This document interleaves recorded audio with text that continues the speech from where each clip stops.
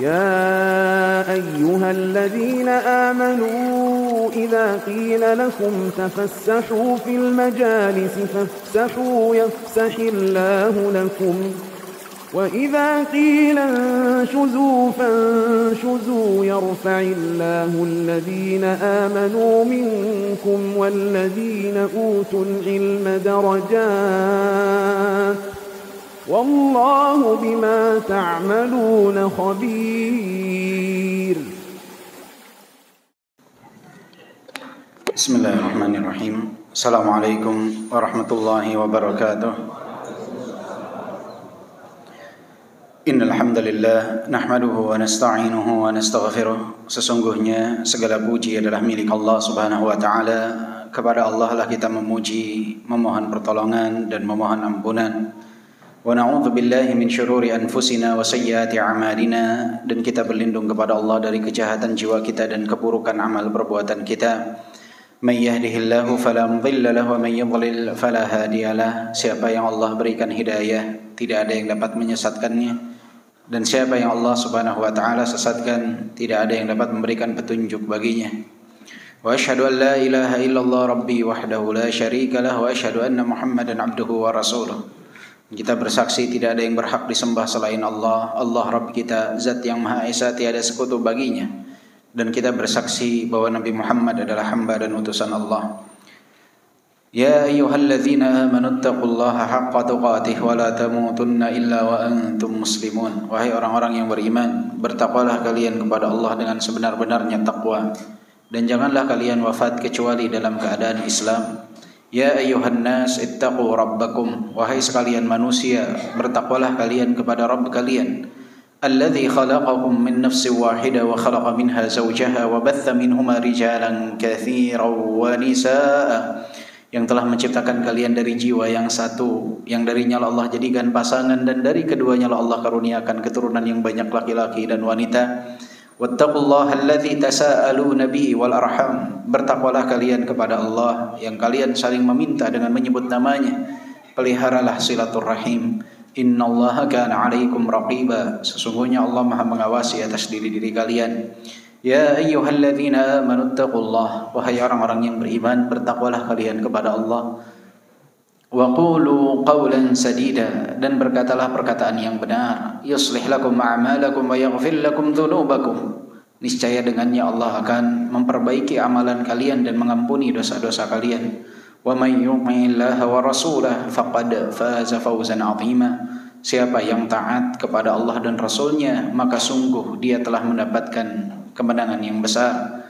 Wa'lamu fa inna asdaqal hadithi kitabullah. Ketahuilah sebaik-baik ucapan adalah kitabullah, firman Allah. Wa khairul hadi hadi Muhammadin sallallahu alaihi wasallam. Dan sebaik-baik petunjuk adalah petunjuk Nabi Muhammad sallallahu alaihi wasallam. Wa syarrul umuri muhdatsatuha. Seburuk-buruknya amalan adalah yang diada-adakan. Wa kullu muhdatsatin bid'ah. Dan setiap yang diada-adakan adalah kebid'ahan. Wa kullu bid'atin dhalalah. Dan setiap kebid'ahan itu sesat. Wa kullu dhalalatin finnar. Dan setiap kesesatan itu tempatnya adalah di neraka. Amma ba'du. Ayyuhal ikhwah rahimani wa rahimakumullah. Alhamdulillah wa syukrulillah atas segala nikmat dan karunia yang Allah Subhanahu wa taala limpahkan kepada kita, terutama nikmat Islam dan juga nikmat iman. Walhamdulillah, Allah Subhanahu wa taala pun memberikan taufik kepada kita untuk berada di dalam rangkaian ibadah kepada Allah Subhanahu wa taala. Seperti di momentum kali ini yang Allah Subhanahu wa taala berikan taufik kepada kita untuk hadir di majelis ilmu. Ya ikhwah, di dalam khutbatul hajah disebutkan may yahdillahu fala mudhillalah. Siapa yang Allah berikan petunjuk baginya, tidak ada yang dapat menyesatkannya. Nikmat yang luar biasa ketika Allah Subhanahu wa taala menggiring kita untuk berada dalam ketaatan kepada Allah Subhanahu wa taala. Kita sebagai manusia seringkali lalai sehingga enggan untuk berada di jalan keistiqomahan. Tapi kembali Allah Subhanahu wa taala menuntun kita untuk berada di jalan tersebut. Kasih sayang Allah Subhanahu wa taala kepada kita adalah sebuah nikmat yang amat luar biasa yang harus kita syukuri. Jangan sampai kita kufur terhadap nikmat ini ya ikhwah. Ini nikmat yang sangat luar biasa. Berapa banyak kita melakukan kemaksiatan kepada Allah Subhanahu wa taala? Berapa banyak kita melakukan kesalahan dan dosa? Tetapi Allah Subhanahu wa taala tetap menuntun kita untuk berada di dalam majelis ilmu. Ini adalah nikmat yang sangat luar biasa. Jika kita lalai dari nikmat ini, bukan tidak mungkin suatu ketika nikmat ini akan terjabut pada diri kita. Maka bersyukurlah setiap hadir di dalam majelis ilmu, dan bersyukurlah sekarang kita sudah berada di penghujung bulan Sya'ban, Sabtu terakhir di bulan Sya'ban. Wallahu a'lam. Hingga saat ini tidak ada satupun di antara kita yang dapat memastikan apakah kita akan berjumpa dengan Sabtu pekan depan, dengan hari pertama insyaallah di bulan Ramadan atau tidak. Tidak ada yang dapat bisa menjamin hal tersebut. Tentunya dengan segala kelalaian yang kita lakukan di sepanjang tahun, kita berharap untuk dapat berjumpa dengan bulan Ramadan. Karena Nabi SAW bersabda, "As-salawatul khams wal jum'ah ila al-jum'ah wa Ramadan ila Ramadan mukaffiratun ma bainahunna idza ijtunibatil kaba'ir."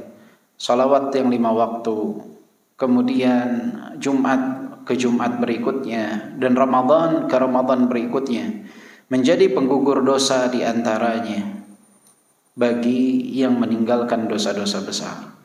Jika meninggalkan dosa-dosa besar, dosa yang banyak yang kita lakukan di sepanjang tahun, 1 pekan lagi jika kita berjumpa dengan bulan Ramadan, insyaallah akan Allah Subhanahu wa taala gugurkan dosa-dosa tersebut. Maka sungguh heran jika kita tidak berharap untuk berjumpa dengan bulan Ramadan. Ya lait kita bisa berjumpa dengan bulan Ramadan. Tinggal 1 pekan lagi, maka berdoalah. Jangan terlalu percaya diri sehingga lupa untuk berdoa kepada Allah Subhanahu wa taala. Berdoalah agar kita bisa berjumpa dengan bulan Ramadan. Dan jika Allah Subhanahu wa taala perjumpakan kita dengan bulan Ramadan, tanamkanlah dalam benak kita, bisa jadi ini adalah Ramadan terakhir kita. Karena menganggap suatu momentum sebagai sesuatu yang terakhir yang akan kita jumpai, pastinya berbeda dengan mindset yang mengatakan kita akan kembali dan kita akan bertemu kembali. Akan sangat berbeda. Kita tadi ketika meninggalkan rumah, bersalaman, berpamitan seperti biasa. Tapi jika kita hendak pergi mudik atau kita akan keluar negeri, pastinya pamitannya berbeda. Di sana ada pelukan, di sana ada tangisan, di sana ada kesedihan. Karena kita tidak tahu apakah kita akan berjumpa kembali atau tidak dengan orang-orang yang kita sayangi. Dan seperti itulah yang harus kita miliki mindset kita ketika berjumpa dengan bulan Ramadan. Mungkin ini adalah Ramadan terakhir kita.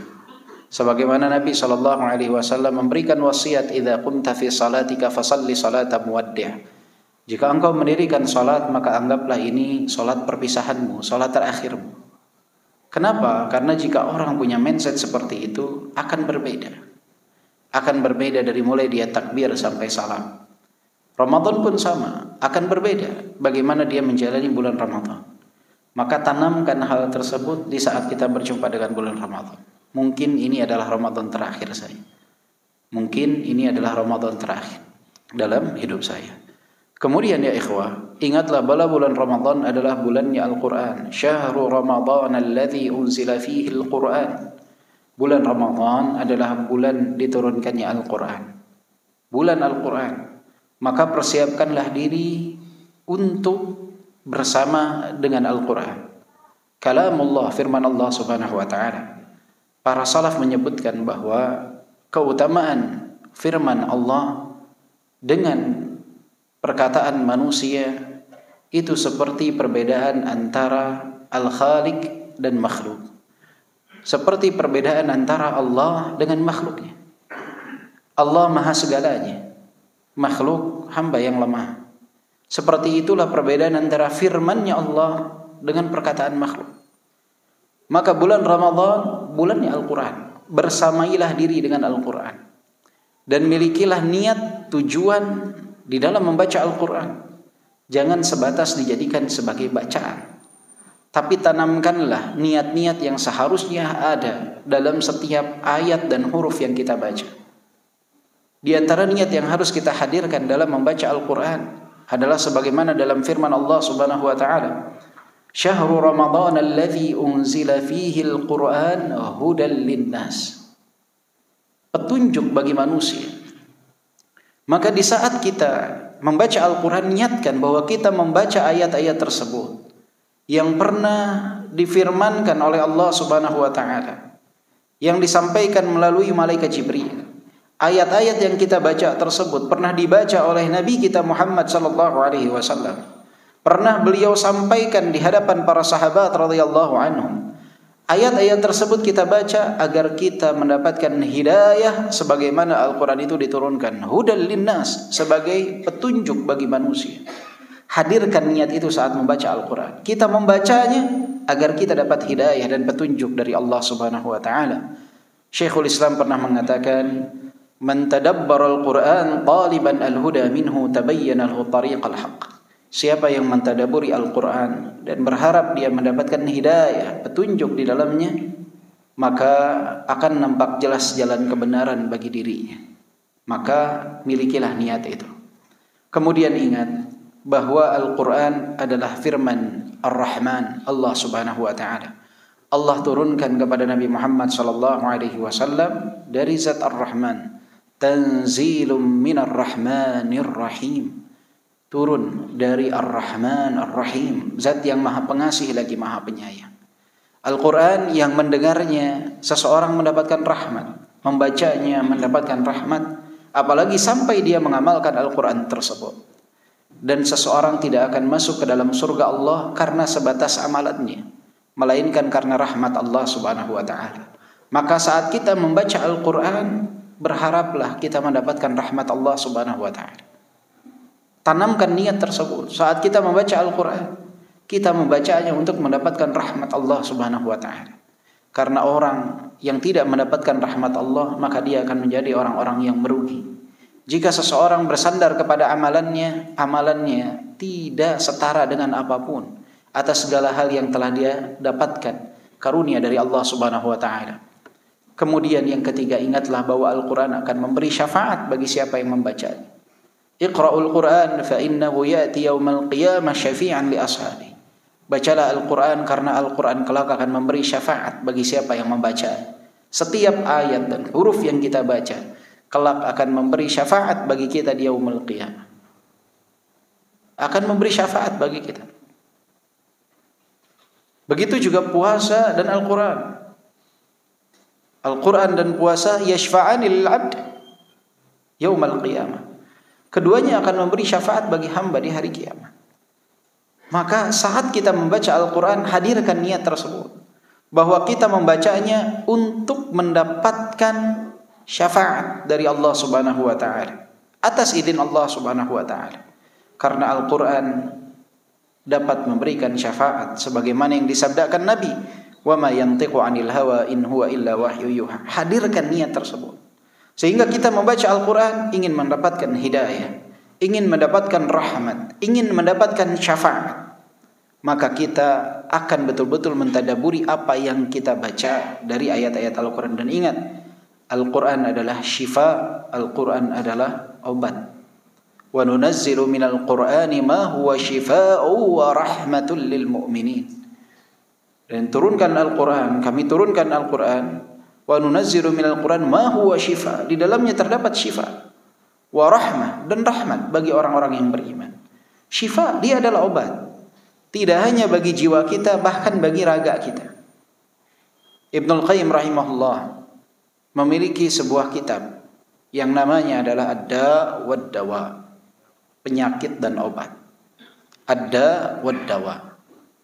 Kesimpulan beliau di dalam kitab tersebut, yang mana di dalamnya dibahas segala penyakit dan segala obat. Kata beliau, ma anzalallahu minas sama shifaan qat a'amma wala a'zama wala anfa'a wala asya'a fi izalatid da' minal Qur'an.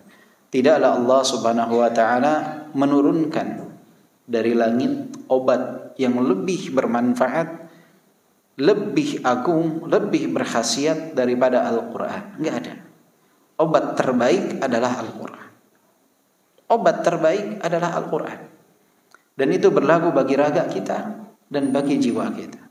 Jiwa kita yang penuh dengan penyakit, obatnya adalah Al-Quran. Kelalaian, dengki, iri hati, sum'ah, ujub, penyakit Masya Allah, la ya'lamu biha illallah. Penyakit yang sangat banyak sekali. Yang dapat menyembuhkan itu semua Allah Subhanahu wa taala. Caranya dengan apa? Dengan membaca Al-Qur'an. Dia akan menjadi obat bagi diri kita. Obat bagi jiwa kita. Kegelisahan sebagai penyakit hati yang paling dahsyat. Obatnya apa? Al-Qur'an. Ingat perkataan yang dinisbatkan sebagian kepada Ali bin Abi Thalib ketika ditanya, apa pasukan Allah yang paling kuat? Masih ingat itu? Ketika ditanya apa pasukan Allah yang paling kuat? Jawab gunung. Gunung pasukan Allah yang paling kuat. Enggak, ada besi. Besi dengan mudah dapat menghancurkan gunung. Bukankah banyak gunung yang dibolongin? Pakai apa dibolongin gunung tersebut? Dengan besi. Berarti besi pasukan Allah yang paling kuat? Tidak, ada api. Api itu dapat meleburkan apa? Besi. Berarti api pasukan Allah yang paling kuat? Tidak. Ada air yang dapat memadamkan api. Berarti air pasukan Allah yang paling kuat? Tidak. Ada awan yang dapat menampung air. Berarti awan pasukan Allah yang paling kuat? Tidak. Ada angin yang dia bisa menggiring awan. Berarti angin adalah pasukan Allah yang paling kuat? Tidak. Ada manusia yang dapat menahan angin dan memanfaatkan angin tersebut. Berarti manusia pasukan Allah yang paling kuat. Sekuat apapun manusia, dia akan kalah dengan rasa ngantuk. Ngantuk, orang kalau ngantuk kalah dia. Mau sekuat apapun, mau petinju dia, mau petarung dia, ngantuk kalah dia. Berarti rasa ngantuk adalah pasukan Allah yang paling kuat. Rasa kantuk itu akan kalah dengan yang namanya kegelisahan. Selalah apapun kita, sengantuk apapun kita, tapi kalau kita gelisah, kita nggak akan pernah bisa tidur. Maka pasukan yang paling dahsyat itu adalah kegelisahan. Apa efek dari kegelisahan? Di saat seseorang jauh dari Al-Quran. Wa man a'rada an dzikri fa inna lahu ma'isyatan dhanka. Hidupnya penuh dengan kesempitan, kegelisahan, ketidaknyamanan. Obatnya apa? Ala bi dzikrillah tatma'innul qulub. Dengan berzikir kepada Allah, hati akan menjadi tenang. Dan zikir terbaik adalah seseorang membaca firman Allah Subhanahu wa taala, membaca Al-Qur'an. Maka hadirkan niat-niat tersebut ya ikhwah, selama 1 bulan kita membersamai Al-Qur'an. Minta agar dapat hidayah, syafaat, rahmat dan syifa, obat. Karena kita butuh obat. Agar kelak setelah Ramadan selesai, kita dapat mengarungi kehidupan kita di 11 bulan kemudian dengan penuh ketenangan. Jangan sampai kita tidak memanfaatkan kesempatan kita selama di bulan Ramadan dengan mendalami Al-Quran. Sekarang siapkan mushaf khusus di rumah kita untuk kita bawa selama bulan Ramadan. Aplikasi khusus di handphone kita yang di dalamnya terdapat Al-Quran.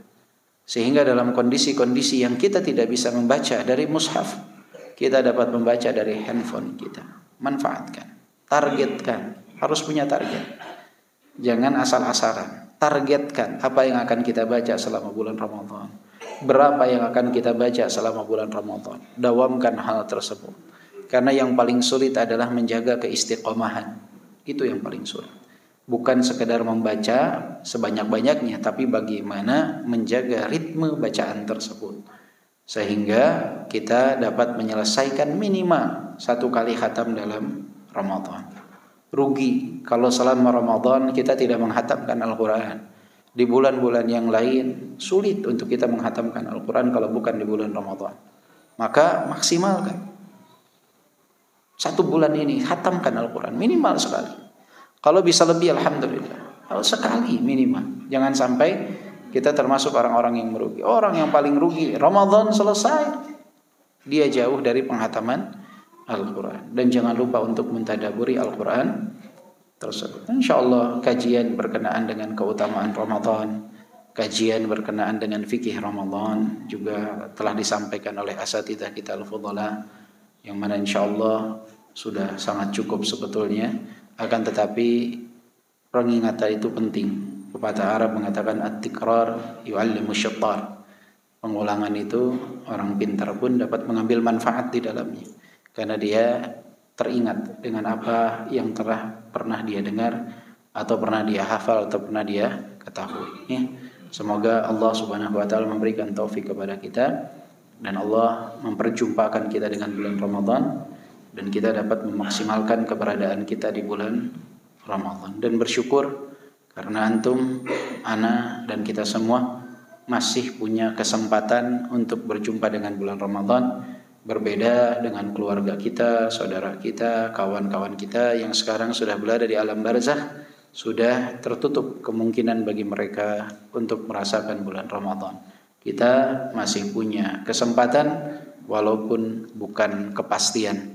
Maka teruslah berdoa agar kesempatan ini tercatat sebagai pahala dan ganjaran, walaupun Allah Subhanahu wa taala takdirkan ajal menjemput kita sebelum kita berjumpa dengan bulan Ramadan. Amin ya rabbal alamin. Ayolah ikhwah, insyaallah kita akan lanjutkan pembahasan kita dari kitab Fawaidul Fawaid, dan kita sekarang masuk ke dalam subbab Tauqirul Abdi Rabbah, pengagungan hamba kepada Rabbnya atau mengagungkan Allah. Min a'zami dzulmi wal jahli an tatluba at-ta'zima wat tawqira minan nas. Dari kezaliman yang paling agung dan kejahilan yang paling besar adalah di saat engkau meminta dan berharap keagungan dan kemuliaan dari manusia. Ini adalah bentuk kejahilan yang paling dahsyat. Di saat engkau meminta kemuliaan dan keagungan dari manusia. Kenapa? Karena manusia ini adalah hamba yang lemah, bukan tempatnya kemuliaan dan keagungan. Maka bentuk kejahilan yang dahsyat, bentuk kebodohan yang luar biasa, kezaliman yang amat agung di saat seseorang justru meminta kemuliaan dari manusia, karena bukan tempatnya kemuliaan manusia itu. Wa qalbuka khalin min ta'zimillahi wa tawqirih, sedangkan hatimu kosong dari pengagungan Allah dan pemuliaan terhadap Allah Subhanahu wa taala. Di satu sisi dia malah meminta kepada yang tidak berhak untuk diminta dan lalai kepada zat yang memiliki kemahaagungan dan kemuliaan. Ini adalah bentuk kejahilan yang luar biasa, dan ini banyak dilakukan oleh manusia. Dia mencari kemuliaan lewat manusia, mencari keagungan lewat manusia, bukan mencari kemuliaan lewat Allah Subhanahu wa taala. Ingat perkataan Umar bin Al-Khattab, nahnu qaumun a'azzanallahu bil Islam. Kita adalah kaum yang Allah muliakan dengan Islam. Maka kemuliaan itu adanya ketika seseorang memintanya kepada Allah dengan berpegang teguh kepada Islam. Dan kata Umar bin Al-Khattab, siapa yang meminta kemuliaan dari jalan selain Islam, adzallana Allah, maka Allah akan hinakan kita. Siapa yang berharap mendapatkan kemuliaan dari selain Allah, maka yang dia dapat adalah kehinaan di dunia dan di akhirat. Enggak ada sejarahnya orang yang berharap mendapatkan kemuliaan dari selain Allah dia akan dapatkan kemuliaan. Enggak, yang dia akan dapatkan kehinaan di dunia dan di akhirat. Itu yang akan dia dapatkan. Walaupun mungkin di awal momentum seakan-akan dia sedang mulia hidupnya, padahal tidak. Tidak ada kemuliaan bagi orang yang berharap kemuliaan dari makhluk. Harusnya dia meminta dari Allah Subhanahu wa taala. Fa innaka tuwaqqirul makhluq wa tajulluhu an yaraka fi halin la tuwaqqirullaha an yaraka 'alaiha. Dan engkau mengagungkan makhluk, memuliakan makhluk, melihatmu pada satu kondisi, dan engkau tidak memuliakan Allah Subhanahu wa taala yang Maha melihat atas apa yang engkau lakukan dan di mana engkau berada. Allah Maha melihat. Malu harusnya kita ketika kita meminta kemuliaan dari makhluk yang dia lemah, kita berusaha untuk memperindah diri di hadapan si makhluk tersebut. Kemudian kita mengabaikan Allah Subhanahu wa taala, padahal Allah Maha melihat atas apa yang kita lakukan. Kita harusnya malu. Kenapa tidak meminta kepada zat yang Maha Agung? Kenapa memintanya kepada makhluk yang lemah? Malu. Kita minta kepada makhluk kemuliaan, Allah melihat apa yang kita lakukan. Dan kita tidak memuliakan Allah Subhanahu wa taala. Padahal semua yang kita miliki berasal dari Allah Subhanahu wa taala. Allah Subhanahu wa taala berfirman, "Malakum la tarjuna lillahi waqara." Malakum, kata Allah. Mengapa kalian tidak percaya kebesaran Allah Subhanahu wa taala? Malakum la tarjuna lillahi waqara. Mengapa kalian tidak percaya kebesaran Allah Subhanahu wa taala? Seakan-akan ragu bahwa di sisi Allah lah keagungan dan kemuliaan. Kemudian dia minta kepada makhluk yang lemah. Ay la tu'amilunahu mu'amalata man tuwaqqirunah.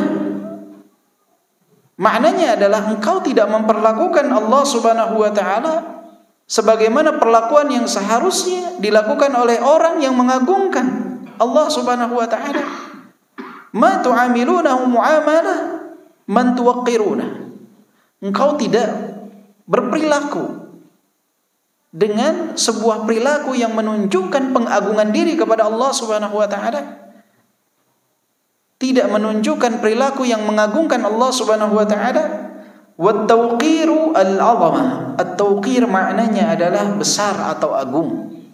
Wa minhu qauluhu ta'ala wa tuwaqqiruna, dan di dalam ayat yang lain Allah berfirman wa tuwaqqiruna.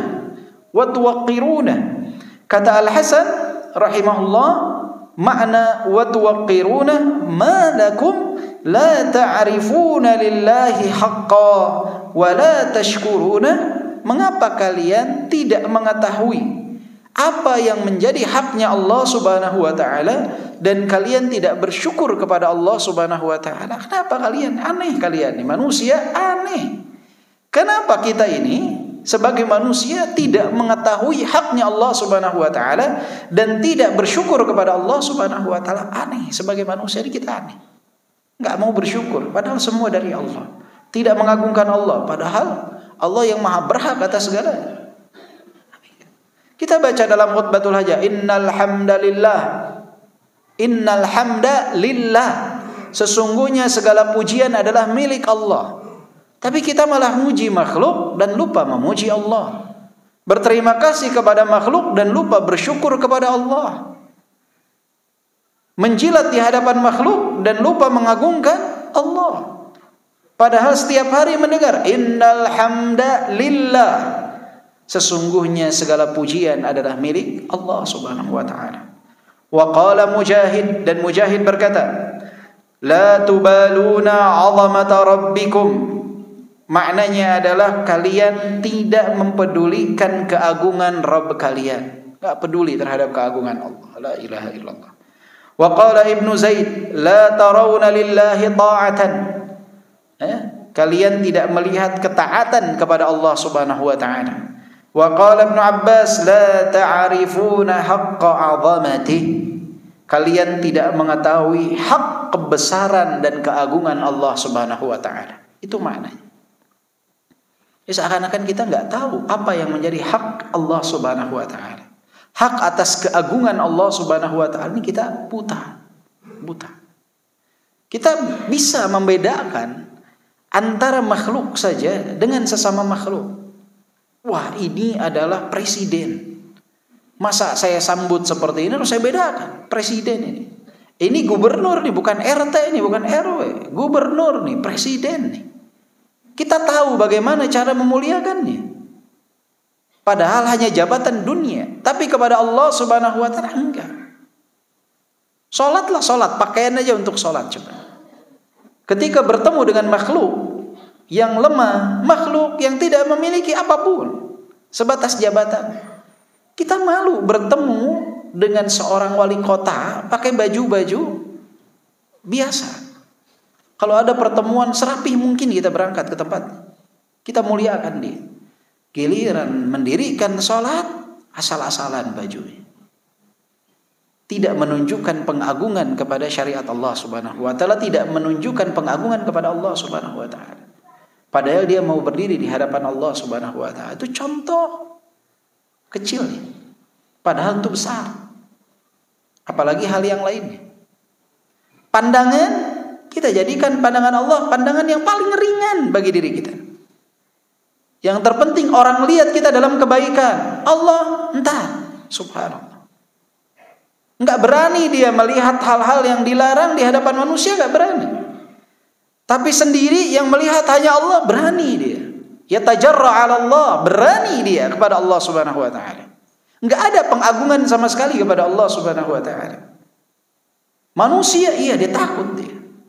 Menjaga kewibawaannya, menjaga kehormatannya, menjaga image orang kepada dia. Allah enggak peduli dia. Enggak peduli. Tidak mengagungkan Allah sama sekali. Ini penyakit kita ya ikhwan. Penyakit kita. Maka seorang hamba harus dapat tahu, jangan sampai lupa hak keagungan Allah Subhanahu wa taala. Allah punya hak atas hal tersebut yang harus kita tunaikan sebagai makhluk. Jangan kita lalai kepada haknya Allah Subhanahu wa taala. Wa hadhihi al-aqwal tarja'u ila ma'nan wahid, dan semua ucapan para salaf ini kembali kepada makna yang satu. Wa huwa annahum law 'azzamullaha wa 'arafu haqqa 'azamatihi. Ini ucapan para salaf ini kembali kepada satu kesimpulan, makna yang satu, bahwa sesungguhnya andaikan mereka mengagungkan Allah Subhanahu wa taala dan mengetahui hak keagungan Allah Subhanahu wa taala, andaikan nih manusia mengetahui hak keagungan Allah dan mereka mengagungkan Allah, apa yang akan mereka lakukan? Wahhaduhu wa ata'uhu wa syakaruhu. Mereka akan mengesahkan, mentauhidkan Allah Subhanahu wa taala. Mereka akan bersyukur kepada Allah dan mereka akan taat kepada Allah Subhanahu wa taala. Itu yang pertama. Andai kita sebagai makhluk nih mengagungkan Allah dan tahu hak keagungan Allah, maka kita akan mentauhidkan Allah, enggak akan berbuat kesyirikan. Enggak akan menyekutukan Allah dengan makhluk.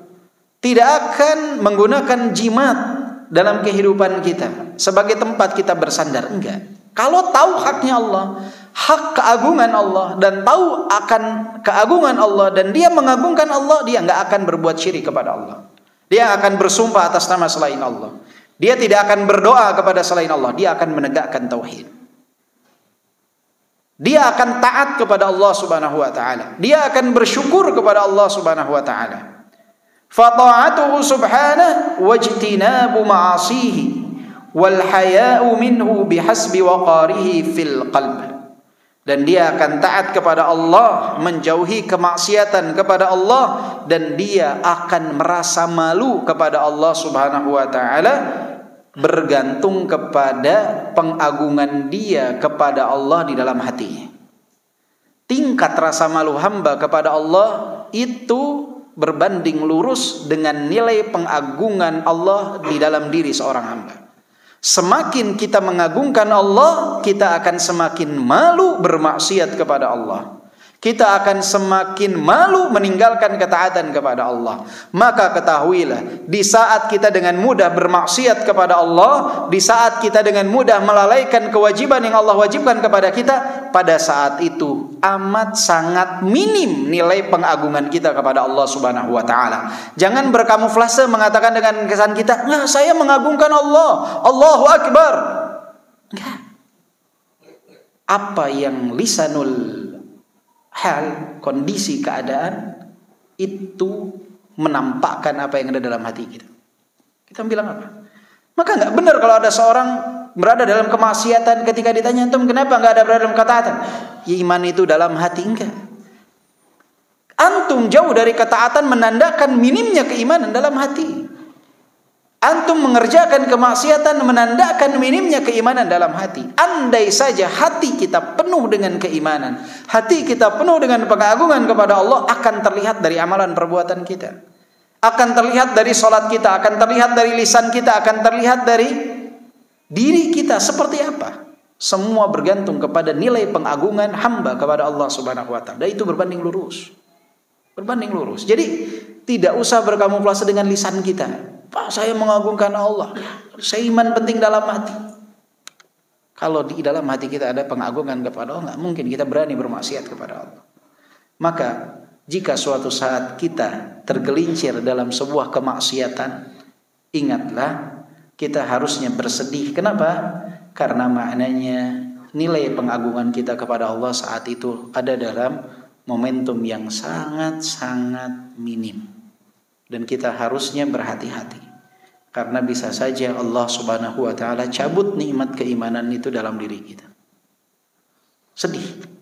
Orang ketika tergelincir dalam kemaksiatan itu harusnya bersedih. Makanya orang yang berada dalam ketaatan, para ulama ketika mereka tergelincir dalam kemaksiatan, mereka khawatir luar biasa. Mereka khawatir luar biasa. Kenapa? Karena mereka nggak tahu apakah keimanan ini akan dikembalikan oleh Allah Subhanahu wa taala. Apakah mereka akan termasuk orang-orang yang disesatkan, yang tidak akan ada yang dapat memberi petunjuk bagi mereka, atau mereka akan Allah selamatkan dan berikan petunjuk bagi mereka. Mereka khawatir karena satu dosa ya ikhwah bisa menenggelamkan kita dalam azab Allah Subhanahu wa taala. Jangan merasa aman dari hal tersebut. Walihada qala ba'dus salaf, dan oleh sebab itu sebagian para salaf mengatakan, liya'dhum waqarullahi fi qalbi ahadikum an yadhkurahu indama yustaha min dhikrihi fayaqrana ismahu bihi kama taqul qabbahallahu al-kalba wal khinzira wan natna wa nahwi dhalik fa hadha min waqarillah. Oleh sebab itu sebagian salaf mengatakan hendaknya kita itu mengagungkan Allah Subhanahu wa taala di dalam hati kita dengan cara menyebut nama Allah Subhanahu wa taala ketika menyebutkan satu perkara yang kita malu untuk menyebutkannya. Ini kalau contoh di sini mungkin qabbahallahul kalba wal khanzira wat tanta. Antum agak kurang mungkin paham ya. Paham enggak maknanya di situ? Di situ apa maknanya? Semoga Allah paham enggak maknanya? Jadi di antara bentuk pengagungan kepada Allah Subhanahu wa taala adalah di saat kita ingin menyebutkan sesuatu yang kita malu menyebutkannya, kita sebut keagungan Allah Subhanahu wa taala, kita sebut nama Allah Subhanahu wa taala. Anak kasih contoh yang lain lah. Di orang-orang kaum muslimin di Timur Tengah itu, ketika mereka mau menyebutkan sesuatu yang mereka anggap mereka malu untuk menyebutkannya, mereka menyebut nama Allah Subhanahu wa taala sebagai doa. Contohnya ketika mereka menyebutkan tentang sendal, mereka akan menambahkan, misalkan ya, ini Anda sendal akramakallah, semoga Allah memuliakanmu. Nah, sendal tempatnya kan di bawah. Sendal tempatnya di mana? Di bawah. Dia malu nih mau menyebutkan tentang sendal yang diinjak, dia sebutkan akramakallah.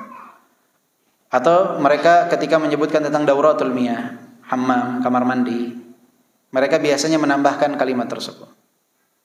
Akramakallah, semoga Allah memuliakanmu.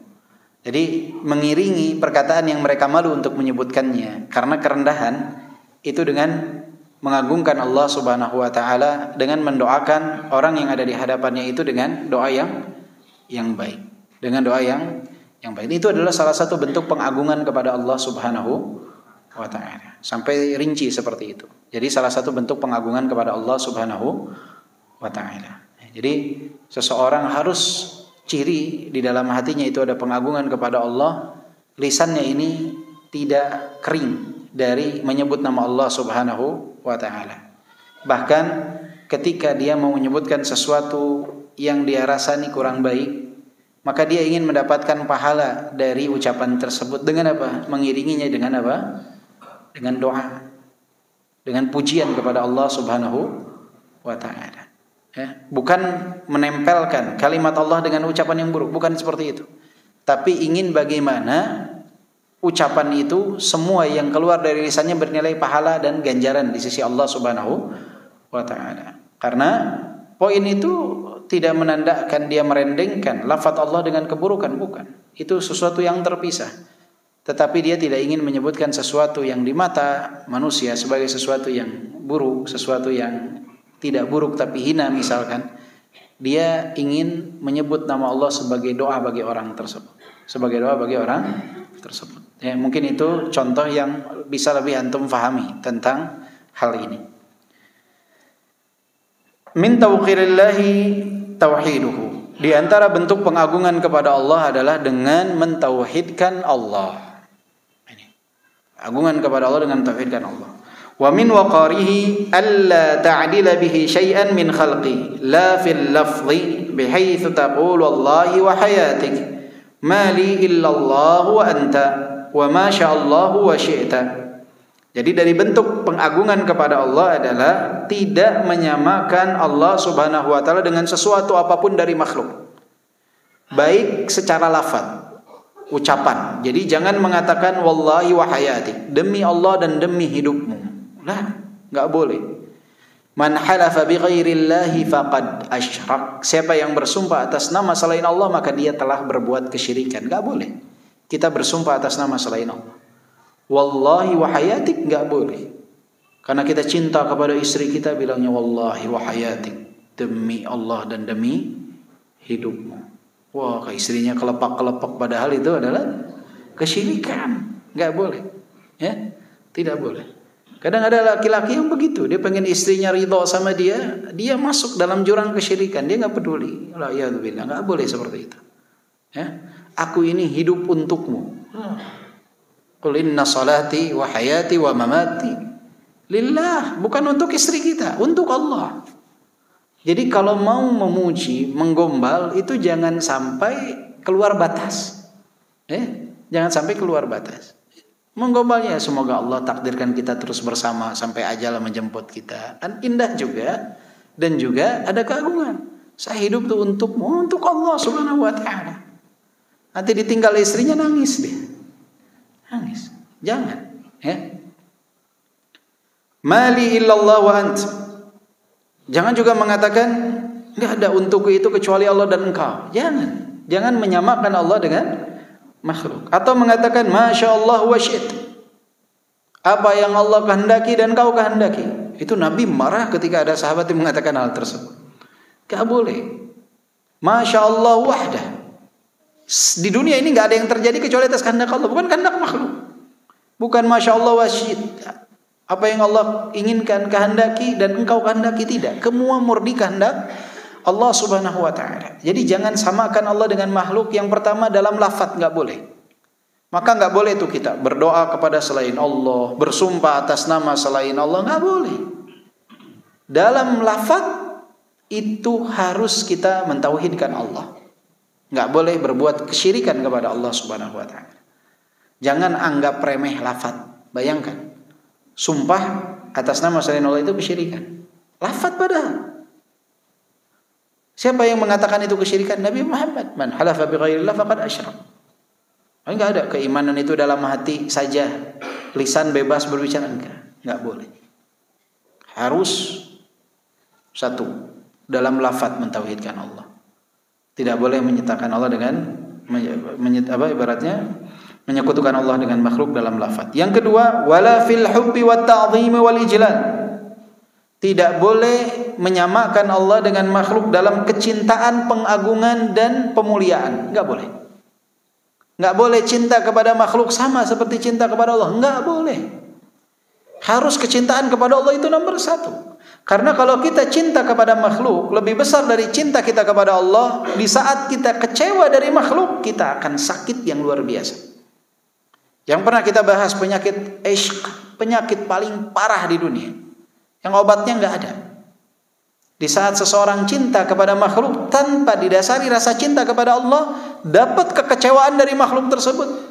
Berapa banyak orang di rumah sakit jiwa karena hal tersebut? Karena dia cinta kepada pasangannya, dikhianati oleh pasangannya, sakit dia. Ditinggalkan oleh pasangannya, sakit dia. Enggak sembuh. Kok bisa? Kenapa? Karena dia tidak mencintai pasangannya di bawah rasa cinta dia kepada Allah Subhanahu wa taala. Itu penyakit yang paling dahsyat di antara penyakit yang ada. Ibnul Qayyim pun pernah menyebutkan hal tersebut. Penyakit ishq itu penyakit dahsyat. Berapa banyak orang rela keluar dari agama karena orang yang dia cintai. Mengapa bisa seperti ini? Karena dia mencintai makhluk tidak di bawah rasa cinta dia kepada Allah Subhanahu wa taala. Dia rela menukar agamanya dengan kecintaan yang semu. Dengan kecintaan yang semu. Saya punya kakak ipar, dia punya teman dulu di masa SMA. Teman di masa SMA-nya ini temannya akhwat, perempuan. Dia pindah agama, keluar dari Islam untuk menikahi laki-laki yang dia cintai. Berlangsunglah rumah tangga tersebut, ternyata terjadi perceraian. Si suami bercerai dengan si istri yang sudah murtad ini. Ternyata si suami menemukan pasangan baru, seorang wanita muslimah yang taat. Si suaminya pindah agama jadi seorang muslim. Sudah cinta dunia tidak dapat, agama pun hilang, dan Allah hinakan wanita tersebut. Suaminya pindah agama jadi seorang muslim, dia menjadi seorang kafir. Semoga Allah berikan hidayah kepada dia. Bayangkan, ini yang didapat. Itu udah jatuh ketimpan tembok, itu bukan tangga lagi. Pedih ya, subhanallah. Jadi jangan kita mencintai makhluk seperti kecintaan kita kepada Allah. Nggak boleh. Cinta kepada Allah yang paling utama. Makhluk itu, kita cinta istri kita karena apa? Karena Allah memerintahkan kita mencintai dia. Makanya nggak ada istilah dalam Islam kita biar apa? Pacaran dulu. Yang punya hati itu siapa? Allah Subhanahu wa taala. Dan paling banyak kasus perceraian itu bukan yang menikah dalam naungan syariat, justru yang pacaran paling banyak kasus perceraian. Karena dia sudah merasakan masa indah bersama pasangannya 5 tahun, 10 tahun. Pas nikah baru tahu jeleknya istrinya. Oh gini ternyata kalau bangun tidur. Oh begini ternyata tanpa make up. Oh begini ternyata kalau tidur mendengkur. Oh ternyata seperti ini aromanya ketika belum mandi. Subhanallah. Jadi dia baru tahu keburukannya itu setelah nikah. Dulu yang dia tahu keindahan saja. Maka dia nggak bisa nerima tuh keburukan-keburukan sifat, fisik dan lain sebagainya. Sisi negatifnya. Ya. Jadi jangan pernah berpikir kalau diawali dengan berpacaran itu akan langgeng. Yang punya hati itu Allah Subhanahu wa taala. Jadi ketika kita mencintai pasangan hidup kita karena Allah Subhanahu wa taala, itu yang akan langgeng. Saat kita cinta kita muliakan, saat kita tidak merasakan ada rasa cinta lagi, nggak akan kita mendolimi wanita tersebut. Maka cintai makhluk karena Allah Subhanahu wa taala. Maka ketika makhluk itu sudah tidak boleh dicintai lagi, maka kita akan dengan mudah tidak akan merasa sakit. Kenapa? Karena Allah sudah tidak mengizinkan saya untuk mencintai orang itu kembali. Cinta itu kan rasa. Rasa itu yang punyanya siapa? Allah Subhanahu wa taala. Yang menciptakannya siapa? Allah Subhanahu wa taala. Jangan mengatakan cinta itu tidak mengenal agama. Cinta semacam apa yang tidak mengenal agama? Cinta yang tidak didasari atas kecintaan kepada Allah Subhanahu wa taala. Kalau orang cintanya kepada Allah, dia akan mencintai makhluk sebagaimana diperintahkan oleh Allah Subhanahu wa taala. Dia akan menyayangi makhluk sebagaimana diperintahkan oleh Allah Subhanahu wa taala. Dan Allah, jika kita cinta kepada Allah, ingat Allah tidak menyuruh kita untuk mendolimi siapapun dari makhluknya. Mau dia muslim yang sujud kepada Allah atau dia kafir yang tidak mau sujud dan rukuk kepada Allah. Allah memerintahkan kita untuk tidak boleh apa? Mendolimi dia. Kalau cinta kepada Allah, itu kita akan memiliki kasih sayang kepada sesama manusia. Otomatis. Ya, maka nggak boleh menyekutukan Allah dalam kecintaan. Tidak boleh mencintai apapun di atas rasa cinta kepada Allah Subhanahu wa taala. Kalau kecintaan itu harus kepada tanah lahir, Nabi nggak akan disuruh hijrah dari Mekah. Kalau kecintaan itu hanya sebatas kepada nasab dan keluarga, Nabi tidak akan berperang dengan mayoritas dari bangsa Quraisy. Tapi kecintaan itu harus dibangun di bawah kecintaan kepada Allah Subhanahu wa taala. Di sanalah Nabi hijrah ke Madinah. Di sanalah bergabung antara muslim Quraisy dengan muslim yang berasal dari Habasyah, muslim yang berasal dari bangsa Arab dengan muslim yang berasal dari Afrika. Mereka semua bergabung. Kenapa? Karena berada di bawah dasar yang satu, kecintaan kepada Allah Subhanahu wa taala. Enggak boleh menyekutukan Allah dalam perasaan, kecintaan enggak boleh. Jadi lisan enggak boleh menyekutukan Allah dalam lisan, tidak boleh menyekutukan Allah dalam apalagi perasaan, hati, pengagungan, enggak boleh. Sama kebalikannya, takut enggak boleh. Takut kepada makhluk seperti takut kepada Allah enggak boleh. Enggak boleh. Takut kepada setan, takut hanya kepada Allah Subhanahu wa taala. Banyak orang takut sama setan, akhirnya minta perlindungan kepada setan. Coba orang ketika lewat, ini mah jembatannya angker, kalau mau lewat harus minta izin. Minta izin. Kalau mau buang air kecil minta izin. Izin mbah, mau buang air kecil ya. Minta perlindungan. Padahal Allah memerintahkan kita kalau masuk kamar mandi itu doanya apa? Allahumma inni a'udzubika minal khubuthi wal khaba'ith. Salah satu maknanya adalah meminta perlindungan kepada Allah. A'udzubillah. Dari apa? Jin laki-laki dan wanita. Justru kita dimirih perintah untuk meminta perlindungan kepada Allah dari mereka. Nah, kok kita malah minta perlindungan kepada mereka? Kenapa? Karena memiliki rasa takut tadi kepada makhluk. Gak boleh. Jadi ibadah hati ini harus kepada Allah Subhanahu wa taala. Wala fit ta'ah. Tidak juga dalam ketaatan. Gak boleh taat kepada makhluk.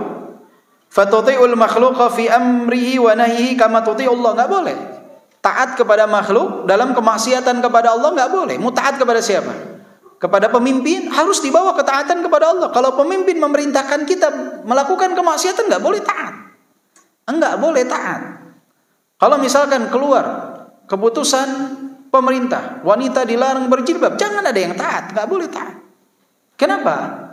Karena ketaatan itu hanya kepada Allah Subhanahu wa taala. Kecuali di sana ada ikhtiar yang mana keringanan dari dua kemudaratan yang kita pilih. Misalkan pistol di sini nih, buka jilbab atau mati misalkan.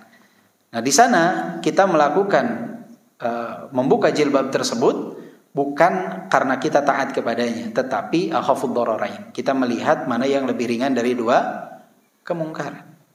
Daripada dua kemungkaran. Nah, bapak-bapak mah lepas saja nggak masalah. Suruh buka jilbab, buka. Kalau bapak-bapak, kalau ibu-ibu, jangan. Insya Allah, kalaupun memilih ditembak pun itu adalah insya Allah tercatat sebagai ganjaran pahala.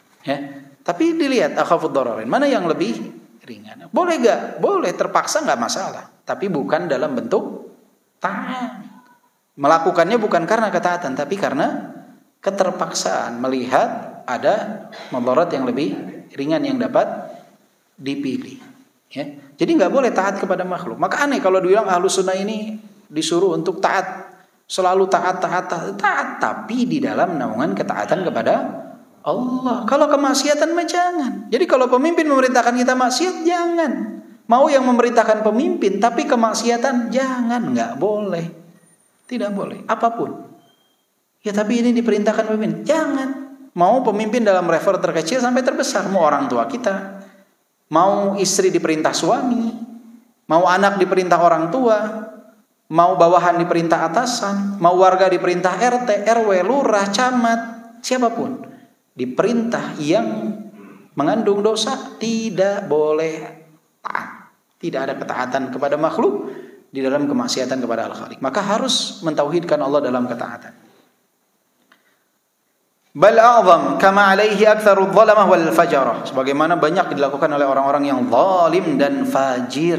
Mereka memerintahkan orang untuk melakukan ketaatan kepada mereka dalam kemaksiatan kepada Allah Subhanahu wa taala. Ya billah, tidak boleh. Wala fil khaufi war raja, tidak juga boleh kita dalam rasa takut dan harapan itu menyamakan Allah dengan makhluk. Enggak, boleh itu berharap hanya kepada Allah. Makhluk, ingat, kita dari kemarin belajar, makhluk ini sebab penyebabnya adalah Allah Subhanahu wa taala. Enggak boleh berharap kepada makhluk seperti berharap kepada Allah Subhanahu wa taala. Wa yaj'alahu ahwanan nadhirina ilaihi wala yastahina bihaqqi. Jadi jangan menjadikan pandangan Allah itu pandangan paling ringan di mata dia. Tidak peduli. Dia lebih memuliakan pandangan manusia daripada pandangan Allah. Enggak boleh. Pandangan Allah yang harus nomor satu. Wala yastahina bihaqqihi. Menyepelekan haknya Allah enggak boleh. Allah punya hak. Di antara haknya Allah adalah hak untuk diibadahi oleh kita. Kita tidak boleh berbuat syirik kepada Allah Subhanahu wa taala.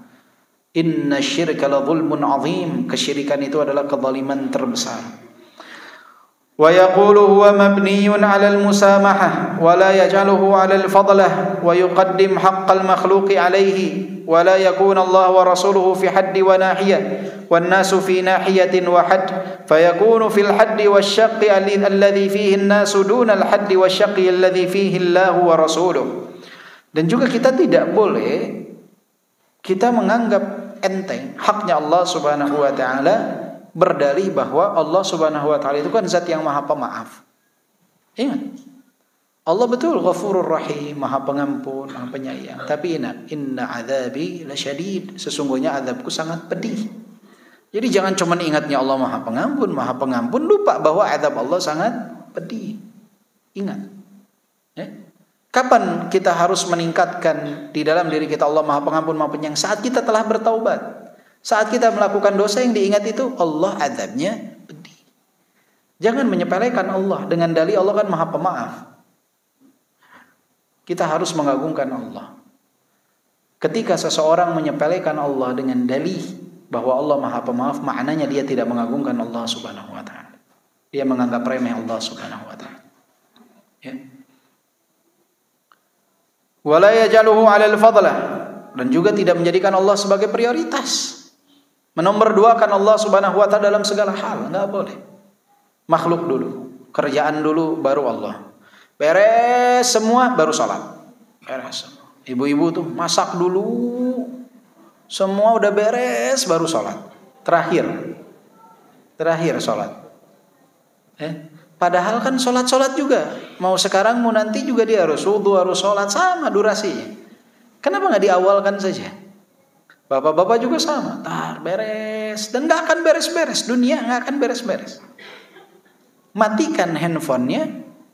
Ibadah dulu, nanti lanjut, gak masalah. Selama bukan perkara yang haram. Ya.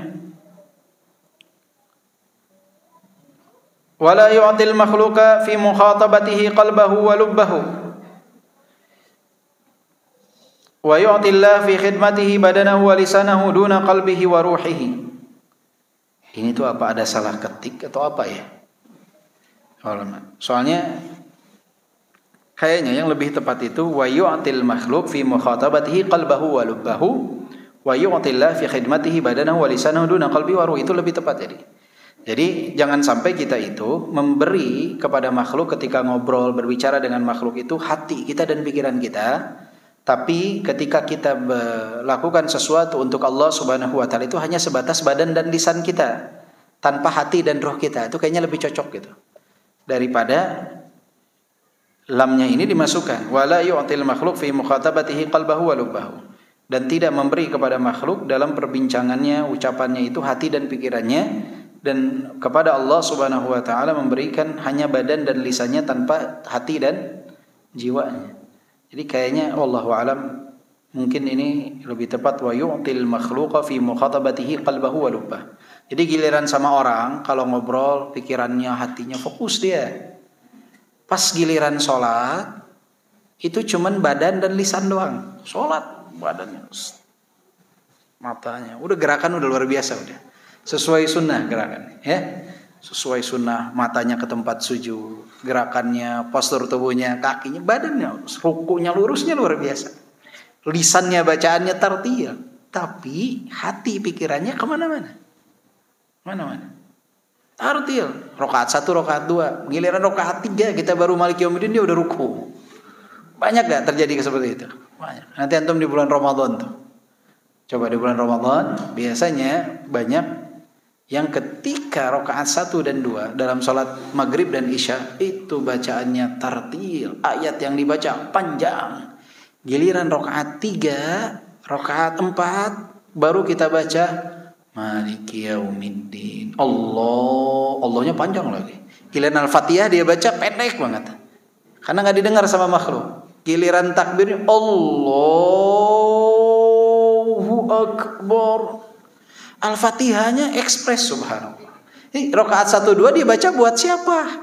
Rakaat 3 4 dia baca buat siapa? Kalau rakaat 1 2 3 4 dia baca semuanya untuk Allah, harusnya durasinya sama Al-Fatihahnya. Tapi kalau rakaat 1 dan 2 untuk didengarkan kepada makhluk, rakaat 3 dan 4 dia baca cepat, ini buat siapa berarti rakaat 3 dan 4? Kenapa kalau buat hanya Allah yang mendengar, kenapa harus ekspres? Normal aja normal, sehingga orang bisa selesai Al-Fatihah. Ini sering kejadian, ini belum beres kok sudah ruku, belum selesai. Nah, jangan sampai kita kalau ngobrol sama manusia, hati pikiran kita, oh iya, handphone kita matikan. Kalau ngobrol sama manusia, handphone kita matikan, handphone kita nonaktifkan, fokus kita. Giliran mau sholat, handphone nyalakan. Siapa tahu nanti ada yang telepon, jadi saya tahu. Atau digetarin di sini, jadi tahu ada yang telepon. Kan bacaan surat mah sunnah. Jadi bacanya rakaat 1 sampai 4 Al-Fatihah doang. Ruku kan wajibnya cuma 1 kali, Subhana rabbiyal azim. Sisanya kan sunnah. Sujud juga kan sisanya sunnah. Satu aja, jadi yang wajibnya aja dia selesaikan. Kenapa? Sudah gemeter handphone saya. Sudah, badan dan fikirannya itu nggak ada di dalam sholat. Nah, ini adalah salah satu bentuk seseorang tidak mengagungkan Allah Subhanahu Wa Taala. Dia lebih memprioritaskan makhluk dibandingkan Al-Khaliq. Wala yaj'al murada nafsihi muqaddaman ala muradi rabbih. Seseorang itu jangan menjadikan keinginannya itu didahulukan daripada apa yang diinginkan oleh Allah Subhanahu wa taala. Fa hadza kulluhu min adami waqarillahi fil qalb. Ini semua adalah bentuk ketidakpengagungan seseorang kepada Allah dalam hatinya. Wa man kana kadzalika fa innallaha la yulqi lahu fi qulubin nasi waqaran wala haibah. Efeknya ya ikhwah, orang yang seperti ini itu di hati manusia itu enggak akan tertanam kewibawaan dan kemuliaan. Jadi nilai kemuliaan dan keagungan kita di hadapan manusia itu sangat bergantung kepada nilai dan kemuliaan dan keagungan kita kepada Allah Subhanahu wa taala. Semakin kita mengagungkan Allah, semakin kita memiliki haibah, kewibawaan di hadapan manusia. Semakin kita tidak mengagungkan Allah, semakin haibah itu hilang. Makanya Anda sering katakan, orang itu akan menghargai bukan orang yang banyak ilmu, banyak hafalan, bukan, tapi orang yang mengamalkan Al-Quran dan As-Sunnah. Orang yang ada dalam dirinya pengagungan terhadap Allah. Pak, orang mau sepintar apapun, sebanyak apapun hafalannya, secerdas apapun, ketika dia lalai dalam ketaatan kepada Allah, tidak ada pengagungan kepada Allah dalam hatinya, dia akan minder, gemetar ketika bertemu dengan orang yang walaupun ilmunya sedikit, walaupun hafalannya minim, walaupun tidak banyak dalam pengetahuan, tetapi dia mengamalkan apa yang dia ketahui, itu akan memiliki nilai kewibawaan yang amat tinggi. Berwibawa mereka. Haibah. Jadi kewibawaan seseorang itu sangat bergantung kepada nilai pengagungan dia kepada Allah Subhanahu wa taala. Dan itu terasa di saat kita melihat seseorang ini taat luar biasa. Mereka terlihat ada kewibawaan dalam dirinya. Ada kewibawaan di dalam dirinya.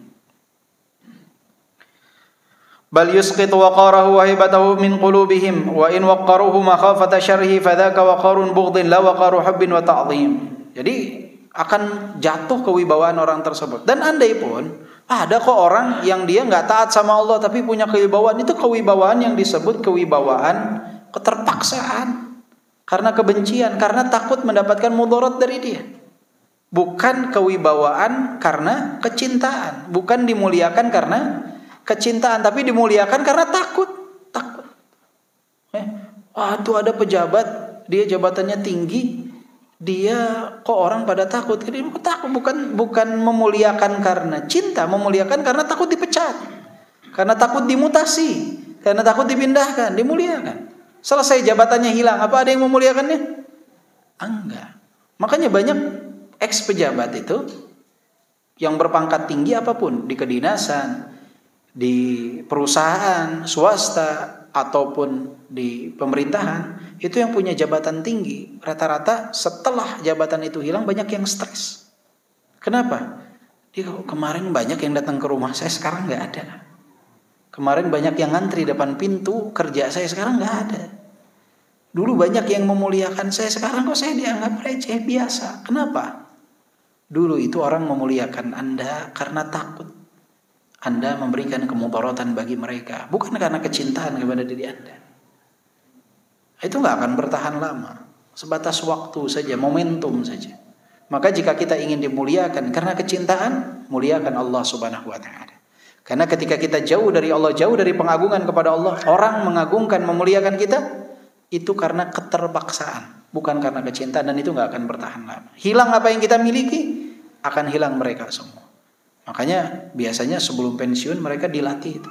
mentalnya. Coba Pak ngobrol Pak sama ex jenderal yang pangkatnya tinggi gitu, sama ex pejabat yang pangkatnya, sama ex orang kaya, ex pejabat di perusahaannya yang punya jabatan yang tinggi, ngobrol coba. Setelah mereka pensiun 5 tahun, 10 tahun. Itu biasanya ajaib itu. Ceritanya subhanallah, luar biasa. Jadi ada seperti apa? Keinginan untuk menunjukkan diri. Jadi orang nggak ada yang memuliakan saya gitu. Saya nih, pasti begitu. Ya, coba saja. Ada nggak di sini? Ada. Ya. Jangan ya, Bapak. Ingat semua itu titipan. Malu sama tukang parkir yang dia tahu mobil itu semua adalah titipan. Dia nggak ada tuh yang pas beres mobil pergi semua, dia nggak ada yang bilang tadi tuh mobil saya begini, nggak ada. Tadi Mercy itu mobil saya tuh begini-begini, nggak ada. Dia tahu semua titipan, diambil sudah selesai. Dia nggak ada beban. Nah kita pun harus seperti itu. Punya jabatan, punya harta, saat Allah ambil ya udah titipan, titipan. Prinsip pengelola parkir itu harus kita bawa dalam kehidupan, bahwa semua adalah titipan. Yang terakhir, wa min maqarillahi an yastahya min ittila'ihi ala sirrihi wa dhamirihi fayara fihi ma yakrah. Wa min waqarihi an yastahi minhum fil khalwa a'dham mimma yastahi min akabirin nas. Jadi dalam salah satu bentuk pengagungan terhadap Allah Subhanahu wa taala, hendaknya seseorang itu malu di saat Allah Subhanahu wa taala melihat apa yang tersembunyi pada dirinya dan dia melakukan apa yang tidak disukai oleh Allah Subhanahu wa taala. Ya, dan bentuk pengagungan kepada Allah adalah hendaknya seseorang malu ketika dia berada dalam kesendirian, itu lebih agung daripada rasa malu dia ketika dilihat oleh orang yang memiliki kedudukan kemuliaan atau orang yang besar di mata manusia. Jadi dia harusnya lebih malu atas penglihatan Allah dibandingkan penglihatan makhluk. Harus lebih malu. Yaitu bentuk pengagungan kepada Allah Subhanahu wa taala. Maka nasihat saya, bapak-bapak yang punya aplikasi ABCDEFG, hapus. Itu salah satu cara kita menjaga diri di dalam kesendirian. Ya, hapus. Uninstall, suruh anak-anaknya uninstall nih aplikasi bapak. Ini apa nih, nari-nari, joget-joget, bapak nggak mau, tolong hapus. Dan malu juga sama jenggot ya, malu, betul, malu sama uban, sama jenggot. Yang muda juga sama, malu sama Allah SWT. Cuman yang lebih tua itu lebih harus punya rasa malu. Ini ada bapak-bapak jenggotan, tapi joget-joget. Subhanallah, ya, jangan. Karena nggak cocok memang, ya, tidak cocok. Antum memelihara jenggot ini cara untuk menjaga diri, ya. Semoga Allah Subhanahu wa taala mudahkan. Mungkin sebelum kita tutup ada pertanyaan dulu.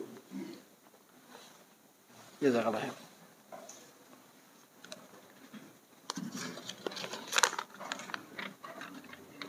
Jazakallah.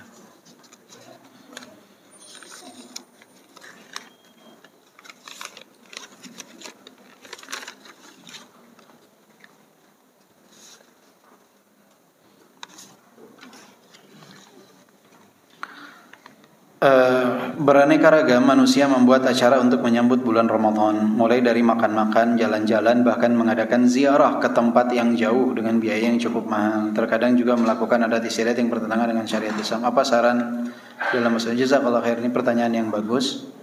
Pertanyaan kedua, apakah menjelang bulan Ramadan Nabi SAW berziarah ke makam baqi para sahabat yang meninggal? Fenomena ini biasanya sekarang ramai pada sebelum Ramadan, istilahnya nyekar gitu, ya. Jadi ini sekarang hari Sabtu nih. Biasanya kan Sabtu depan udah Ramadan insya Allah. Hari ini pasti macet Bapak Ibu. Karena semua orang makan sepuasnya hari ini. Disebutnya apa? Cucura terakhir ya. Jadi dalam menyambut Ramadan kita itu tidak boleh tabdzir, ya, tidak boleh tabdzir, menghambur-hamburkan harta, uang, waktu juga tidak boleh. Kemudian berkenaan dengan ziarah khusus menjelang Ramadan itu tidak ada tuntunan momentum waktu khusus, tuh nggak ada. Jadi ziarah pemakaman itu kapanpun, sepanjang tahun Bapak. Dari tanggal 1 Muharram sampai akhir Dzulhijjah, sepanjang tahun. Bapak silakan ziarah. Tidak ada waktu yang lebih istimewa dari yang lain. Jadi nggak ada 1 Ramadan lebih istimewa dari 10 Ramadan, nggak ada. 30 Ramadan lebih istimewa dari, nggak ada. 1 Idul Fitri lebih istimewa, nggak ada. Semua sama. Bulan apapun, silakan untuk berziarah ya ke pemakaman. Dan itu adalah salah satu bentuk sunnah. Ziarah mengingatkan kita tentang kematian. Ya, dan jangan curhat di kuburan. Sekarang nih mau Ramadan. Nggak tahu juga mereka. Ya, para ulama itu menyebutkan orang dapat mendengar ucapan yang masih hidup itu ada silang pendapat, tetapi sebatas pada ucapan salam. Jadi silang pendapat ini sebatas pada ucapan salam. Silang pendapat sebatas pada ucapan salam. Kalau curhat-curhat sepakat nggak ada yang bisa mendengar dari makhluk. Alam kubur mereka udah ada di alam yang lain, alam barzakh. Jadi nggak usah kita cerita kita nikah, kita apa. Mendingan waktu kita itu ketika ziarah kubur manfaatkan untuk mendoakan mereka daripada untuk curhat. Lebih baik manfaatkan untuk mendoakan mereka. Karena Nabi nggak pernah curhat. Nabi nggak pernah datang ke makam Khadijah cerita, alhamdulillah Khadijah Islam nih sekarang sudah tersebar. Nggak pernah ada riwayat seperti itu. Padahal itu lebih utama untuk disampaikan, betul tidak? Karena Khadijah yang pertama kali mendukung Nabi dalam dakwah, tapi Nabi tidak pernah melakukan hal tersebut. Maka sunnahnya Nabi saat ziarah kubur itu manfaatkan untuk apa? Mendoakan yang ada di dalam kubur. Lebih baik itu manfaatkan. Ada keinginan Pak, saya tahu ada keinginan untuk menceritakan. Tapi ingat mereka tidak membutuhkan cerita kita. Yang mereka butuhkan adalah doa kita. Doa kita. Doa kita. Saya juga pernah makan ziarah kubur. Ketika ziarah kubur itu ada keinginan, tidak dipungkiri ada keinginan nih. Ini orang yang mendukung saya, orang yang punya jasa dalam hidup saya, ingin menceritakan. Tetapi apa manfaatnya? Mereka tidak mendengar ceritaan saya. Lebih baik momentum saya saat ziarah kubur manfaatkan untuk mendoakan, karena mereka butuh doa tersebut. Apalagi jika yang kita ziarahi orang tua kita. Apalagi yang kita ziarahi adalah orang tua kita. Jadi tidak ada khusus ziarah sebelum Ramadan atau ziarah di Idul Fitri, tidak ada. Tidak ada kekhususan waktu, bebas kapan saja, ya. Bebas kapan saja. Makan-makan ya selama tidak ada tabdzir di dalamnya insyaallah tidak masalah karena bukan rangkaian dari ibadah. Kalau ziarah kenapa tidak boleh dikhususkan? Karena itu salah satu bentuk ibadah. Dan pengkhususan menganggap di dalamnya ada kemuliaan itu nggak boleh. Menganggap bahwa ziarah sebelum Ramadan lebih utama dari ziarah di bulan yang lain nggak boleh. Ziarah di Idul Fitri lebih utama dari ziarah yang lain enggak. Ya, tidak ada kekhususan waktu dalam ziarah. Jadi tidak ada dalil yang menyebutkan waktu tertentu lebih baik dalam ziarah dibanding waktu yang lain. Apakah dibolehkan istri periksa barang punya suami seperti cek HP-nya atau dompetnya? Curhat ini kayaknya. Jadi tidak boleh ibu mengecek handphone suami, nggak boleh. Itu namanya tajassus. Tajassus itu apa? Spionase ya. Apa bahasa ringannya Pak? Memata-matai, nggak boleh. Tidak boleh memata-matai, nggak boleh tanpa. Begitupun suami nggak boleh ngecek-ngecek handphone istri. Karena ada khususia, mungkin ada percakapan dia dengan ibunya, dengan bapaknya, rahasia dia yang tidak mau sampaikan kepada kita. Gak boleh, kecuali jika ada kecurigaan yang luar biasa yang kita ingin menasehati dia. Ini kayaknya ada sesuatu yang mencurigakan, perlu saya kayaknya untuk mengecek, memastikan. Tapi selain hal tersebut gak boleh. Dan itu akan menimbulkan apa? Kesalahpahaman. Akan menimbulkan kesalahpahaman. Saya pernah nih Pak, ini sebagai ibroh saja Pak ya. Ini luar biasa. Jadi kadang-kala handphone itu kan nge-link dengan email Pak ya. Betul ya? Jadi ada email kantor, ada handphone. Kadang-kala ketika sebuah nomor itu di save-nya di email kantor, itu akan muncul juga di kontak apa? Kontak handphone. Betul tidak? Betul. Nah, saya ada kejadian. Jadi ada salah satu pekerja di kantor, itu dia memasukkan nomor istrinya di email apa? Di email kantor. Dia tulis nomor handphone istrinya di email kantor itu, dia save lewat email kantor itu, namanya adalah sayangku. Anak pas lagi buka handphone, siapa sayangku nulisannya. Antum bayangkan, nih siapa sayangku? Nggak pernah ada nulis seperti itu. Ternyata pas dilihat nomor kontaknya namanya, oh ini istrinya yang kerja. Ini bayangkan nggak kalau handphone tuh yang buka misalkan istri kita. Oh ini udah nggak ada lagi, yang save siapa nih? Kira-kira bakal jadi keseudon nggak? Pintu keseudonan nggak? Bisa. Padahal subhanallah. Ana langsung bilang, antum nge-save nomor istri di email kantor. Salah pencet kayaknya dia. Ya. Jadi hati-hati. Jadi kadangkala keinginan kita untuk tajasus malah akhirnya jadi penyakit dalam diri. Jangan, ya. Jangan. Untung itu ketahuan kita dulu yang melihat ya. Kalau misalkan pasangan hidup kita dulu yang melihat. Dan ingat, jangan membuka pintu keseudonan. Jadi kalau kita ada sesuatu yang khawatir orang atau pasangan hidup kita nih curiga, segera sampaikan. Agar tidak terjadi fitnah. Makanya kayak istri, itu hukum asalnya dia boleh membelanjakan hartanya. Harta dia misalkan dia dikasih orang tuanya, dia mau sedekah silakan. Tapi kalau khawatir menimbulkan kecurigaan, fitnah, keseudonan, sampaikan kepada suami. Terkadang istri juga membanding-bandingkan dengan kakak atau saudara ipar bahwa harta mobil atau rumahnya lebih wah. Gimana Ustaz? Kayaknya istrinya ada di sini. Ya nggak boleh membanding-bandingkan. Rumput tetangga itu kadang terlihat lebih hijau.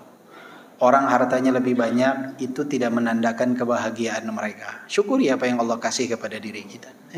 Jangan minder lihat orang lain. Kita nggak tahu masalah dia itu sebesar apa. Nggak tahu. Masalah dia sebesar apa kita nggak tahu. Dan perlu diketahui bahwa kenikmatan itu bersama dengan kesederhanaan. Ada. Saya pernah bertemu dengan orang yang punya harta banyak dan ketemu orang yang sederhana. Itu rata-rata nilai kebahagiaan yang paling bahagia itu yang hidup sederhana. Yang hidup sederhana, bukan yang hidup dengan kemewahan. Jarang yang bahagia, orang yang hidup dengan kemewahan itu jarang yang bahagia. Jarang yang hubungan harmonis keluarganya itu jarang sekali. Jarang sekali. Mereka itu penuh dengan kepusingan, banyak beban. Jadi jangan iri dengan orang lain. Kita syukuri suami kita baik, sholat. Itu yang harus kita syukuri. Dia hartanya banyak, suaminya nggak kenal sholat subuh. Sholat subuhnya selalu siang. Alhamdulillah suami kita sholat subuhnya tepat waktu. Orang hartanya banyak, tapi kasar kepada istrinya. Alhamdulillah suami saya sayang kepada istrinya. Alhamdulillah.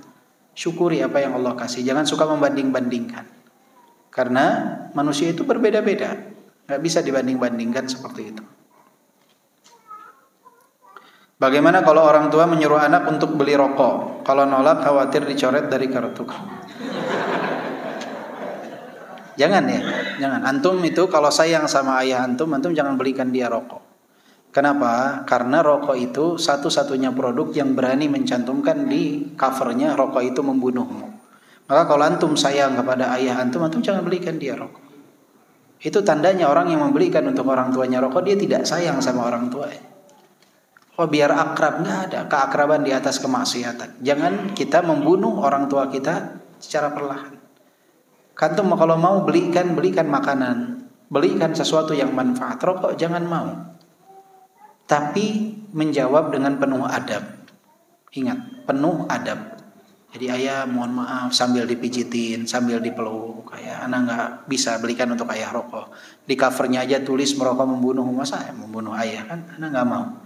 Jangan, jangan. Walaupun kadang orang merasa berat, jangan mau. Misalnya orang nitip nih, tolong ternyata rokok, hati-hati. Hati-hati. Biasanya orang kalau mau umroh tuh dititipin rokok. Antum tahu, rokok itu adalah bisnisan terbesar sebagian para pembimbing umroh. Di daerah pedalaman Jawa itu kalau ada kiai atau ustadznya umroh itu, mereka bawa sekitar bisa 40-45 slop. Bahkan sampai 2 kali lipat. Itu dititip kepada semua jamaahnya. Satu jamaah itu di kopernya ada 1 slop minimal. 1 atau sampai 2 slop. Sampai sana dia kumpulkan, dijual ke toko yang ada di Solo. Itu harganya berkali-kali lipat. Untung terbesar itu di jalan penjualan apa? Rokok. Hati-hati. Jangan mau dititipi hal semacam itu. Karena kita sayang sama sesama muslim, kita sayang apalagi sama orang tua kita. Jangan mau dititipi hal yang diharamkan. rokok itu membunuhmu. Nggak ada satupun yang mengatakan rokok itu baik. Orang kalau rokok nggak ada yang baca bismillah. Kalau rokok itu baik, dia pasti sebelum rokok baca bismillah. Kalau dia anggap rokok itu nikmat, tidak mungkin setelah merokok dia injak rokoknya. Kalau dia anggap itu nikmat. Kalau dia anggap rokok itu baik, pasti dia ingin istri dan anak-anaknya semua merokok. Tapi nggak ada perokok yang pengen istri dan anaknya merokok. Menandakan rokok itu tidak baik. Mau dilihat di sisi mana? Nggak baik. Kalau bilang ini mah nggak haram, aneh. Syariat Islam, syariat yang paling agung mulia. Apakah mungkin semua kedokteran di dunia menyatakan rokok ini membahayakan dan membunuh, kemudian dibolehkan dalam Islam? Ya sana. Islam itu agama yang istimewa, nggak mungkin membolehkan sesuatu untuk memudaratkan para penganutnya, nggak mungkin. Sahkah i'tikaf di musola bukan di masjid? Di musolanya seperti apa? Jadi di Indonesia itu banyak masjid, sebetulnya masjid dia, tempat sholat 5 waktu, ada imamnya, ada sholat berjamaahnya, tapi disebutnya musola. Tapi ada juga musola yang memang musola, tempat sholat saja. Dulu itu zaman Nabi, musola itu condong sebutan untuk sholat tanah lapang, tempat sholat id, sholat istisqa disebutnya musola, tempat sholat jenazah itu musola. Zaman dulu di Indonesia, di Timur Tengah, di Saudi sekarang, di Arab itu masjid yang ada sholat 5 waktu disebut masjid, tetapi tidak ada sholat Jumat. Di Indonesia biasanya yang disebut masjid itu yang ada sholat Jumat.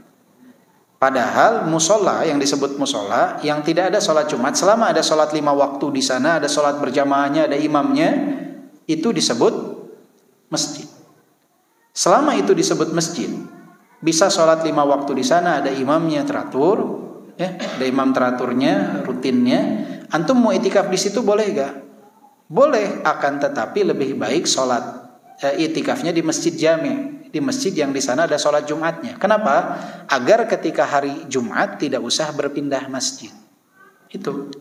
Karena itikaf afdalnya tidak berpindah-pindah. Kan kalau antum di musola dalam tanda kutip yang ada sholat berjamaahnya, ya boleh gak masjid? Di masjid yang ada sholat berjamaahnya tapi nggak ada sholat Jumatnya, boleh gak itikaf di sana? Boleh, tapi nantinya harus berpindah. Maka definisi musolanya ini harus dirinci. Jika musola yang dimaksud adalah masjid yang tidak ada sholat Jumat, maka boleh itikaf di situ. Tapi kalau yang dimaksud musolanya ini seperti musola yang di pom bensin, yang hanya untuk memang orang sholat, atau musola kantor yang nggak ada sholat 5 waktu berjamaah, tidak boleh itikaf di tempat tersebut. Kalau yang dimaksud masjid yang tidak ada sholat berjamaah Jumatnya boleh.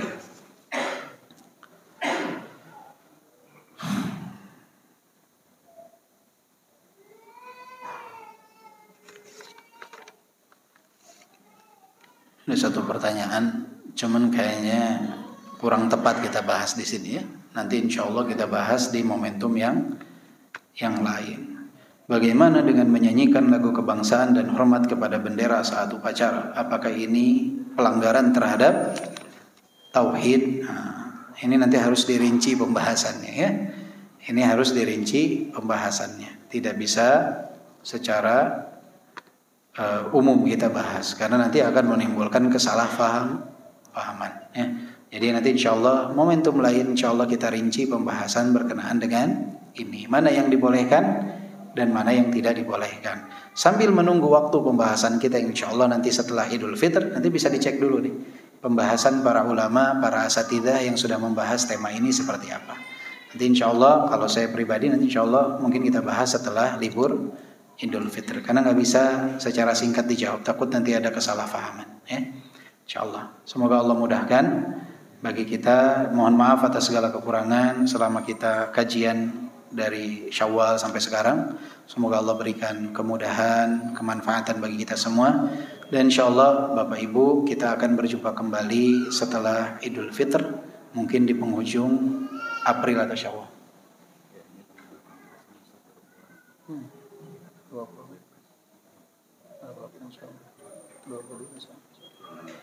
Ini Sabtu ya? Ini bisa antara dua ini, antara 19 dan 26. Ya mungkin insya Allah antara tanggal 19 atau 26 April jika Allah panjangkan usia kita ya, antara tanggal 19 atau 26 April nanti insyaallah akan diinformasikan terlebih dahulu. Kita libur kajian, manfaatkan untuk memperdalam Al-Qur'an selama bulan Ramadan. Salat tarawih, puasa, ajak keluarganya, hidupkan nuansa Islami di dalam rumah. Subhanakallahumma bihamdika asyhadu an la ilaha illa anta astaghfiruka wa atubu ilaik. Walhamdulillahirabbil alamin. Wassalamualaikum warahmatullahi wabarakatuh.